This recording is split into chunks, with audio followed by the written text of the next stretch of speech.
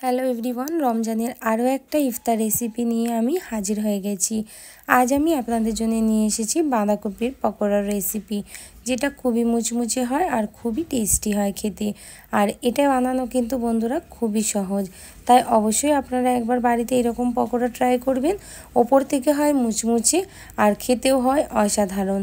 আপনারা এইটাকে ঘরের কিছু সামগ্রী দিয়েই কিন্তু তৈরি করে ফেলতে পারবেন।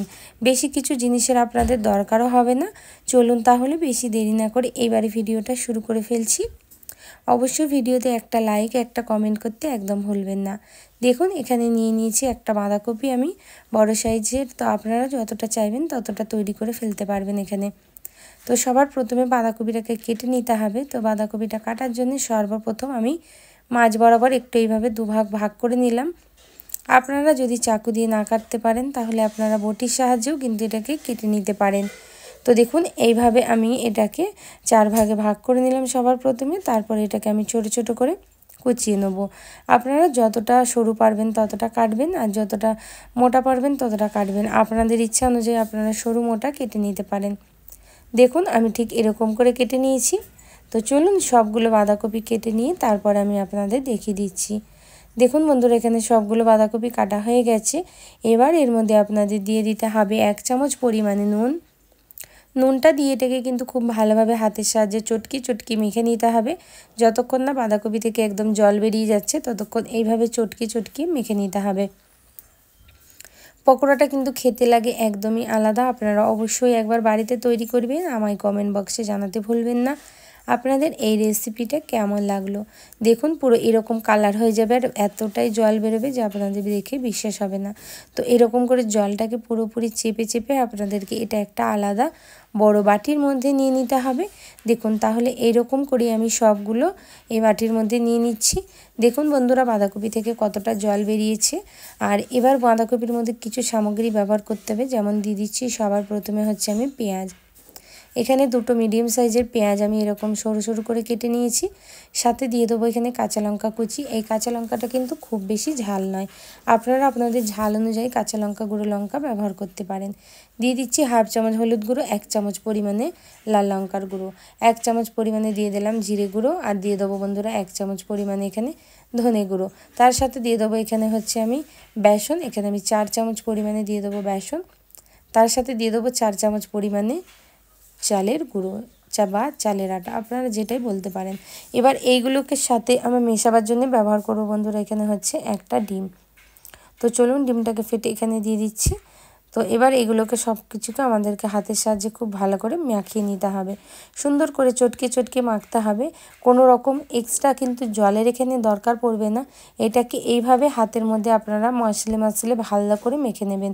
সুন্দর করে মাখা হয়ে গেলেই দেখবেন কিন্তু এটা খুব সুন্দর একটা ডোয়ে পরিণত হয়ে যাবে। এইভাবে হালকা হাত দিয়ে আপনাদের ওপর নিচে করে সুন্দর করে মাখিয়ে নিতে হবে। চলুন তাহলে এটাকে পুরোপুরি মাখিয়ে তারপরে আমি আপনাদের দেখিয়ে দিচ্ছি। আশা করছি বন্ধুরা আজকের ভিডিওটা আপনাদের অনেক বেশি ভালো লাগবে। এইভাবে একবার বাঁধাকপির পাকোড়া তৈরি করে দেখবেন। আর বাঁধাকপি এই সময় বাজারে অনেক পাওয়া যায়, তাই আপনারা অবশ্যই এরকম বাঁধাকপির পাকোড়া তৈরি করতে পারেন। এটাকে হাতের সাহায্যে এবারে এরকম করে আপনাদেরকে একটু গোল গোল করে দিতে হবে। যদি দেখেন বাইন্ডিং এসে গেছে তাহলে ভাবেন পারফেক্ট মাখা হয়ে গেছে। যদি একটু নরম লাগে তাহলে অল্প বেসন অল্প চালের গুঁড়ো আপনারা ব্যবহার করতে পারেন। তেলটাকে কিন্তু খুব বেশি এখানে হাই ফ্লেম আমি গরম করব না, মিডিয়াম গরম করার পরে এক এক করে পাকোড়াগুলো দিয়ে দেবো। না হলে দেখবেন যখন তেলগুলো আপনারা হাই ফ্লেমে গরম করেন পকোড়াটা দেওয়ার সাথে সাথেই কিন্তু ওপর দিকটা কালারটা পুরো লালচে হয়ে যায় আর ভেতর থেকে কিন্তু খুব সুন্দরভাবে এগুলো হয় না। তাই আমি এখানে গ্যাসটা মিডিয়াম ফ্লেমে করেই কিন্তু এটাকে পুরোপুরি ভাজা করব। যখন দেখবেন বাবলসগুলো এরকম পুরোপুরি শেষ হয়ে গেছে, পাকোড়াগুলো একটু ওপর দিকে উঠে এসেছে, তখন আপনাদেরকে এগুলোকে এরকম করে উল্টিয়ে পাল্টিয়ে দিতে হবে। আর সুন্দর করে উল্টিয়ে পাল্টিয়ে আপনাদেরকে কিন্তু এটা একদম ভালো করে ভাজা করে নিতে হবে।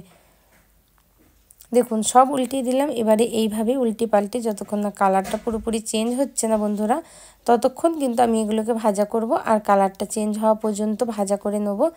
দেখুন বন্ধুরা কতটা সুন্দর কালার এসেছে, দেখে নিশ্চয়ই আপনারা বুঝতে পারছেন। তো এরকমই পারফেক্ট পাকোড়া আপনারাও তৈরি করতে পারবেন যদি এই স্টেপগুলো টিপসগুলো আপনারা ফলো করেন, তাহলে কিন্তু আপনাদের এই পাকোড়াটা একদমই পারফেক্ট তৈরি হবে। গ্যাসটা অবশ্যই মিডিয়াম ফ্লেমে রাখবেন। যখন দেখবেন একদম ভাজা হয়ে গেছে তখন এগুলোকে তুলে সরাসরি আপনাদেরকে সার্ভ করে নিতে হবে। তো চলুন সবগুলোকে আমি ভালো করে ভাজা করে নিই, তারপরে দেখাচ্ছি। তো দেখুন বন্ধুরা, এখানে আমাদের সব পকোড়াগুলো ভাজা হয়ে গেছে। দেখতে দেখুন অসাধারণ লাগছে, কতটা সুন্দর হয়েছে এই পাকোড়াটা দেখতে। এইভাবেই কিন্তু আপনারা বাড়িতে তৈরি করতে পারেন।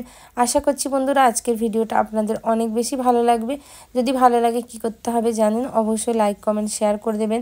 আমার ছোট্ট চ্যানেলটাকে একটু সাপোর্ট করবেন, আপনাদের সাপোর্টের অনেক দরকার। এইভাবেই পাশে থাকবেন। আর পুরো ভিডিওটা দেখার জন্য আপনাদেরকে বন্ধুরা অসংখ্য অসংখ্য ধন্যবাদ। ভালো থাকবেন, সুস্থ থাকবেন।